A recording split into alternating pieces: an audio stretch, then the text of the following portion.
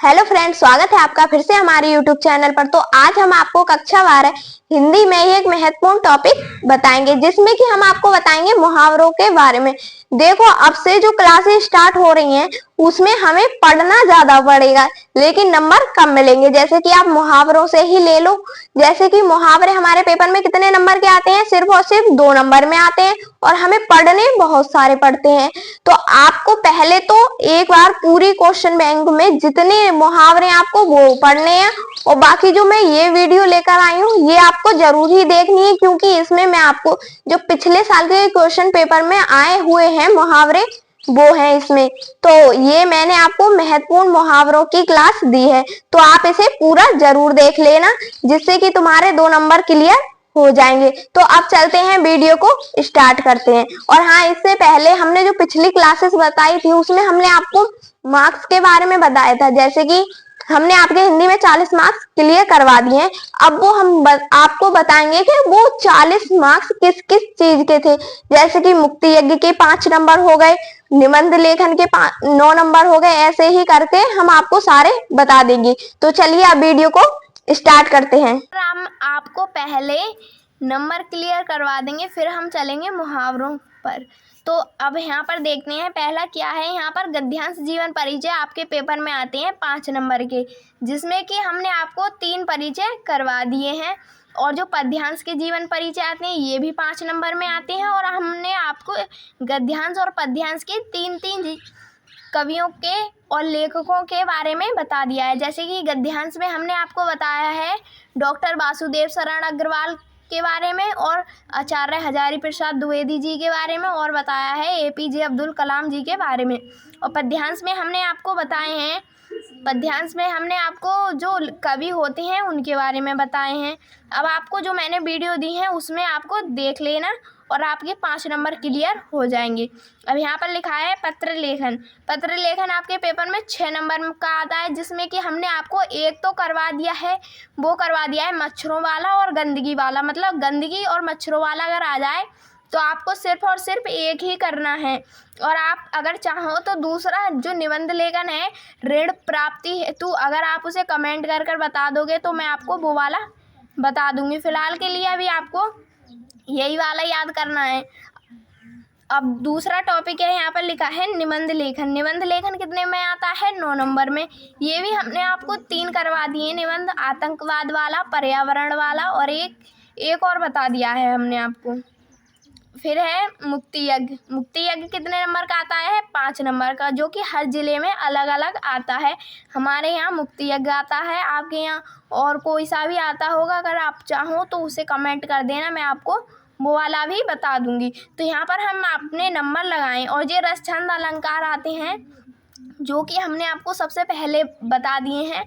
रस भी 2 नंबर का आता है, अलंकार भी 2 नंबर के आते हैं, और छंद भी 2 नंबर के आते हैं। तो 2-2 करके हमारे कितने नंबर हो गए? 6 नंबर क्लियर हो गए। अगर आप जो मैंने अभी तक मटेरियल पढ़ाया है अगर आप उसे अच्छे से पढ़ोगे तो आपके इतने मार्क्स क्लियर हो जाएंगे। और हमने आपको कहानी भी पढ़ा दी है। कहानी आपके पेपर में कितने नंबर की आती है? 5 नंबर की। जैसे कि हमने आपको बहादुर कहानी पढ़ा दी है, और जो पंचलाइट कहानी है वो वाली पढ़ा दी है। आपको सिर्फ और सिर्फ 2 ही कहानी याद करनी है। अब यहाँ पर हम अपने नंबर देख लेते हैं। यहाँ पर इतने, ये कितने हो गए? 10। 5 और 5 10। यहाँ पर 9 और 6 कितने हो गए? 15। कितने हो गए? 15। 9 और 6 जोड़ लिए। अब 5 और 5 फिर से कितने हो गए? 10 और 6 मार्क्स ये। अब आप इसे जोड़ सकते हो, आपके कितने नंबर क्लियर हो गए। तो यहाँ पर हम लिखते हैं, यहाँ पर लिखते नहीं मतलब बताते हैं। जैसे कि हम यहाँ ऐसे जोड़ें 10 और 10 10, 10 कम 10 10 दूनी 20 10 30, 30 हो गए, और 5 35, और 6 ये वाले 35 और 6 कितने हो गए? 41। तो यहाँ पर हमारे नंबर 40 प्लस क्लियर हो गए हैं। अगर आप इतना ही जो मटेरियल मैंने आपको दिया है, ये जो बताएं ये सिलेक्टेड ही हैं, मतलब आपके पेपर में आते ही हैं। तो आप इन्हें मतलब बिल्कुल भी इग्नोर करना ही नहीं है इन्हें आपको। ये आपके जो 40 नंबर का आता है, जैसे कि हिंदी में 50 नंबर का व्याकरण आती है और बाकी जो आती है 50 नंबर की, उसमें जैसे कि व्याख्या हो गई, गद्यांश की व्याख्या, पद्यांश की व्याख्या, उसमें हमें ज़्यादा पढ़ना पड़ेगा। तो आपके यहाँ पर कितने मार्क्स क्लियर हो गए? 41 प्लस मार्क्स, 40 प्लस मार्क्स। तो अब चलते हैं हम अपने मेन टॉपिक पर, जो कि हम आपको इसमें पढ़ाएंगे। यहाँ पर हम आपको पढ़ाएंगे मुहावरे, जो कि आपके पेपर में कितने नंबर में आएंगे? 2 नंबर में। तो मैंने आपको जो इसमें बताऊंगी ये आपके महत्वपूर्ण ही हैं, जो कि पिछले क्वेश्चन पेपर में से मैंने आपको छांट कर लिखे हैं। आप चाहो तो इन्हें भी पढ़ लेना, मतलब इन्हें तो आप पढ़ना ही, और बाकी जो है क्वेश्चन बैंक में दिए होते हैं आप उन्हें एक बार ज़रूर पढ़ लेना, जिससे कि आपका कॉन्सेप्ट क्लियर हो सके। अब यहाँ पर पहला मुहावरा दिया है, अपना उल्लू सीधा करना। ये एक मुहावरा है, इसका क्या अर्थ होगा, क्या निकलेगा, इसे सिर्फ और सिर्फ आपको समझना है और फिर आपको पेपर में लिख देना है और आपका 1 नंबर क्लियर हो जाएगा।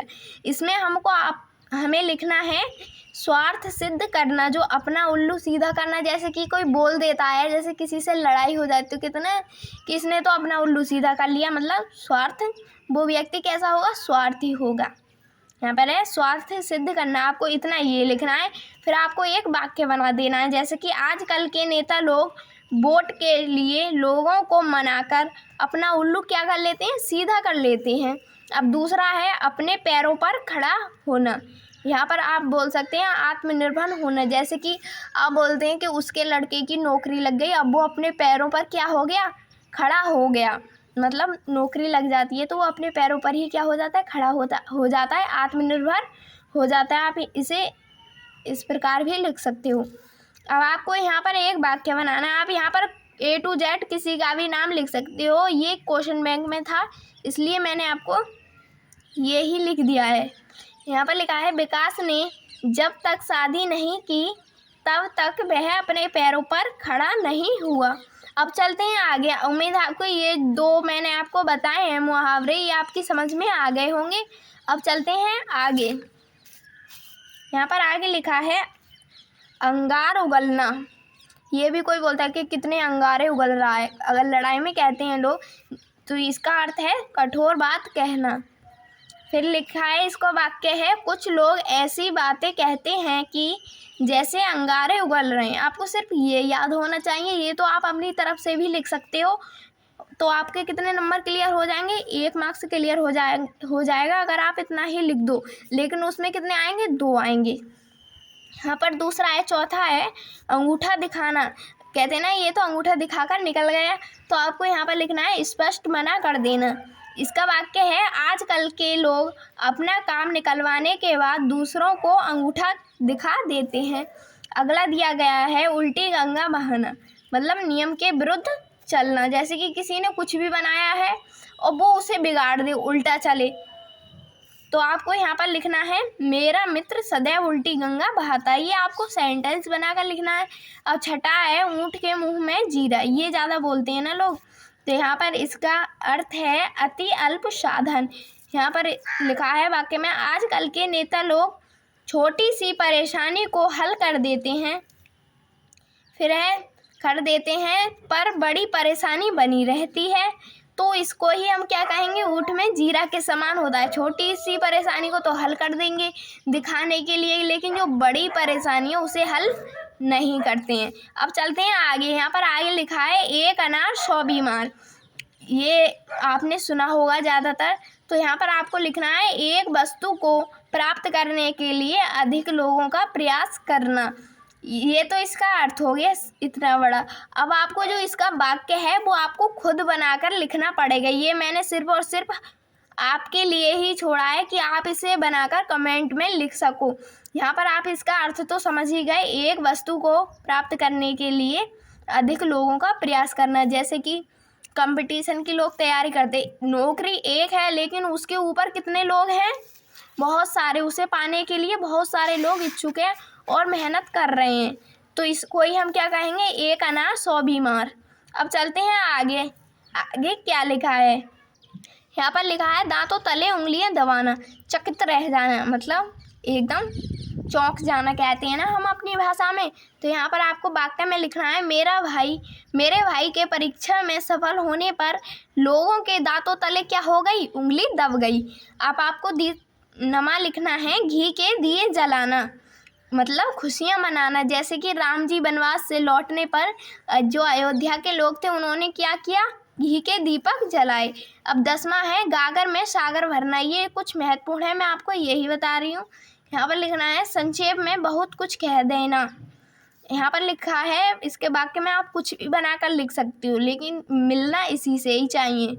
यहाँ पर लिखना, मेरे अध्यापक के समझाने का तरीका इतना सरल है कि वो गागर में सागर भर देते हैं। अब अगला है, ईद का चांद होना, अधिक दिनों में दिखाई देना। मेरा मित्र इंजीनियर बनने के बाद ईद का चांद हो गया। अब आपको अगला है, यहाँ पर लिखा है, आधा तीतर आधा बटेर, ना इधर का ना उधर का। जो लोग एक दूसरे की चुगली करते रहते हैं, ऐसा करना आधा तीतर आधा बटेर के समान होता है। अब चलते हैं आगे। यहाँ पर आगे लिखा है, आकाश पाताल एक कर देना मतलब असीमित प्रयत्न करना। जो बच्चे परीक्षा के समय आकाश पाताल एक कर देते हैं वही भविष्य में क्या करते हैं, अपना नाम उज्जवल करते हैं। उम्मीद है आपको वीडियो समझ में आ गई होगी, जिसमें कि हमने आपको मुहावरे बताए हैं। अगर आपके समझ में आ गई हो तो प्लीज हमारे चैनल को लाइक और सब्सक्राइब जरूर कर देना, जिससे कि जो हमारी अगली वीडियो है वो आपके पास जरूर पहुंचे। और वीडियो को पूरा देखने के लिए थैंक यू।